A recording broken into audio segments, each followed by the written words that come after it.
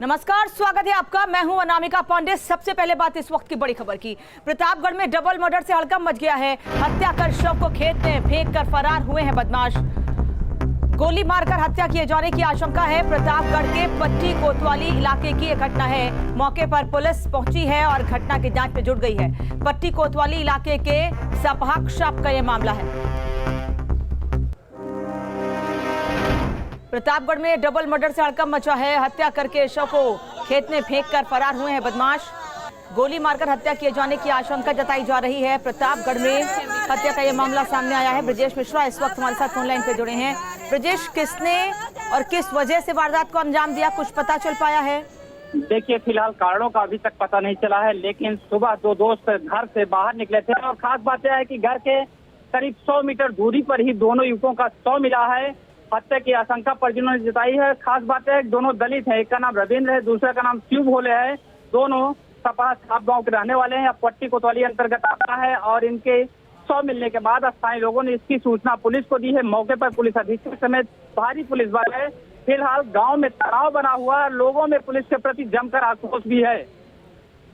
ब्रजेश, परिवार वाले क्या कह रहे हैं? किसी से कोई रंजिश या पिछले दिनों कोई बात सामने आई हो?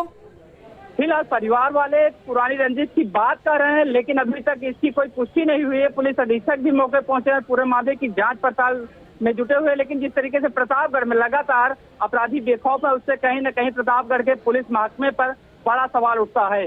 बात एक दिन की नहीं है, प्रतिदिन इसी तरीके की हत्या, लूट, डकैती प्रतापगढ़ जिले में आए दिन हो रही है और प्रतापगढ़ में लगातार पुलिस अधीक्षक बदले जा रहे हैं। योगी सरकार अपराध पर जीरो टॉलरेंस की नीति अपनाते हुए प्रतापगढ़ में पुलिस अधीक्षकों का लगातार तबादला कर रही है। बावजूद इसके प्रतापगढ़ में अपराध रुकने का नाम नहीं ले रहा है। धन्यवाद ब्रजेश, जानकारी के लिए आपका। तो अब प्रतापगढ़ में अपराध बढ़ता जा रहा है। डबल मर्डर से सनसनी मची है। हालांकि पुलिस अभी पूरे मामले की जांच करे। परिवार वाले प्राय रंजिश की बात तो कह रहे हैं, लेकिन अभी पुलिस ने किसी को इस मामले में गिरफ्तार नहीं किया, न ही हिरासत में लिया है। जालौन से बड़ी खबर है, जहां बाढ़ का हवाई सर्वेक्षण करेंगे मुख्यमंत्री योगी आदित्यनाथ। राहत सामग्री का वितरण और समीक्षा बैठक करेंगे। जालौन के कई इलाके भीषण बाढ़ की चपेट में हैं। औरैया और इटावा का भी सर्वेक्षण करेंगे मुख्यमंत्री योगी आदित्यनाथ। बाढ़ प्रभावित इलाकों का मुख्यमंत्री योगी आदित्यनाथ हवाई सर्वेक्षण करेंगे। राहत सामग्री का वितरण और समीक्षा बैठक करेंगे मुख्यमंत्री। जालौन के कई इलाके भीषण बाढ़ की चपेट में हैं। औरैया और इटावा का भी सर्वेक्षण करेंगे मुख्यमंत्री। उत्तर प्रदेश के कई जिले इस वक्त बाढ़ की चपेट में हैं, जिनमें जालौन भी है और अब मुख्यमंत्री वहां का हवाई सर्वेक्षण करेंगे और उसके बाद अधिकारियों को आगे कदम उठाए जाने के निर्देश दिए जाएंगे। उत्तर प्रदेश में बाढ़ का कहर जारी है। ऐसे में सूबे के सीएम अलग अलग जगहों पर बाढ़ग्रस्त इलाकों का जायजा ले रहे हैं और अधिकारियों को जरूरी दिशा निर्देश जारी कर रहे हैं। इस कड़ी में सीएम योगी आज औरैया जाएंगे और बाढ़ प्रभावित इलाकों का हवाई सर्वेक्षण करेंगे। इसके बाद सीएम करीब 3 बजे अधिकारियों के साथ बैठक करेंगे और बाढ़ प्रभावित लोगों से मुलाकात कर उनका हाल जानेंगे। इतना ही नहीं, मुख्यमंत्री को आज इटावा भी जाना है। यहां उनके भ्रमण कार्यक्रम में थोड़ा बदलाव भी हुआ है।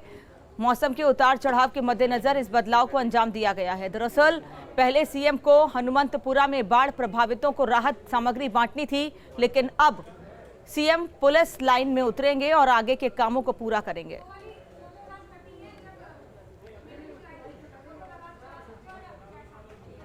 बीजेपी से गठबंधन के कयासों के बीच एसपी अध्यक्ष ओम प्रकाश राजभर ने अखिलेश यादव की तारीफ में कसीदे पढ़े हैं। ओपी राजभर ने अखिलेश की तारीफ में कहा है कि उन्होंने काम किया है। अखिलेश छोटे दलों को साथ ले लें तो बीजेपी को हरा सकते हैं। कि समाजवादी पार्टी ही एक ऐसी पार्टी है जो भारतीय जनता पार्टी को शिकस्त दे सकती है। बस सिर्फ इतना है कि अखिलेश यादव जी जितने क्षेत्रीय पार्टियां हैं, छोटी छोटी पार्टियां जिसको कहते हैं लोग, इन सबको साथ मिला लें तो फिर भारतीय जनता पार्टी का खाता नहीं खुलेगा उत्तर प्रदेश में। लखनऊ में काकोरी ट्रेन एक्शन की वर्षगांठ पर शहीदों को याद किया गया। सीएम योगी और राज्यपाल आनंदीबेन पटेल आज काकोरी शहीद स्मारक स्थल पहुंचे और यहां उन्होंने शहीदों को श्रद्धांजलि दी। सीएम योगी ने कहा कि शहीद क्रांतिकारियों को अंग्रेजी हुकूमत ने कई यातनाएं दी हैं, लेकिन फिर भी आजादी का जज्बा कम नहीं हुआ है। काकोरी ट्रेन एक्शन के मामले में कहा जाता है कि जो क्रांतिकारियों ने अपने स्वाधीनता आंदोलन को आगे बढ़ाने के लिए यहां पर जिस घटना को अंजाम दिया था, उसमें उनके हाथ केवल लगे थे 4600 रुपये, 4600 रुपये। अंग्रेजों ने देश के क्रांतिकारियों को और इस पूरे कार्यक्रम के साथ जुड़े हुए उन क्रांतिकारियों के खिलाफ कार्रवाई करने, मुकदमे चलाने, उन्हें फांसी पर लटकाने तक जो धनराशि खर्च की थी, उस समय 10 लाख रुपए खर्च किए थे।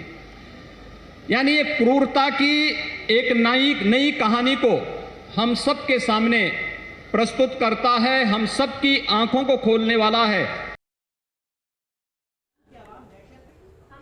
लखनऊ में काकोरी ट्रेन एक्शन की वर्षगांठ पर शहीदों को याद किया गया। सीएम योगी और राज्यपाल आनंदीबेन पटेल आज काकोरी शहीद स्मारक स्थल पहुंचे और यहां उन्होंने शहीदों को श्रद्धांजलि दी।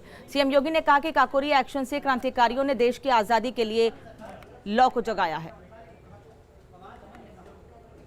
1857 का देश का प्रथम स्वतंत्र समर, जिसमें झांसी की रानी लक्ष्मीबाई ने, जिसमें मंगल पांडे ने, जिसमें मेरठ के क्रांतिकारियों ने देश के अलग अलग स्थानों पर क्रांति की जिस लौ को आगे बढ़ाया था, चौरी चौरा की घटना उसकी अगली कड़ी थी।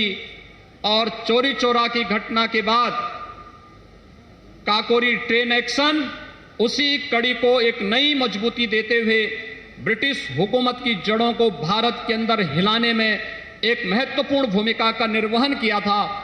और इसलिए क्रूर ब्रिटिश हुकूमत ने उस समय इन सभी क्रांतिकारियों को बड़ी यातनाएं